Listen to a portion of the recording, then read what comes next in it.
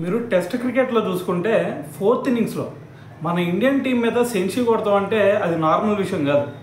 So మరి నిన్న మ్యాచ్లో చూసుకుంటే ఇండియాకి అలాగే ఇంగ్లాండ్ మధ్య మ్యాచ్లో సెంచరీ కాదు ఏకంగా 149 రన్స్ చేశాడు బెన్ డకెట్.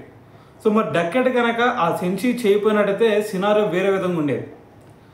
సో మరి అయితే ఫైనల్గా చూసుకుంటే ఇప్పటి వరకు మరి మన ఇండియా మీద ఫోర్త్ ఇన్నింగ్స్లో సెంచరీ కొట్టిన టాప్ 3 బ్యాట్స్మెన్స్ ఎవరో తెలుసా మీకు? సో నిన్న జరిగిన మ్యాచ్లో బెన్ డకెట్ 149 రన్స్తో లీడ్లో ఉంటే అతని తర్వాత ప్లేస్లో కనుక మనం చూసుకుంటే జో రూట్ 2022లో ఏకంగా 142 రన్స్ చేసి నాట్అవుట్గా నిలవడం జరిగింది. సో అయితే అతను దీంట్లో సెకండ్ ప్లేస్లో ఉన్నాడు అనమాట.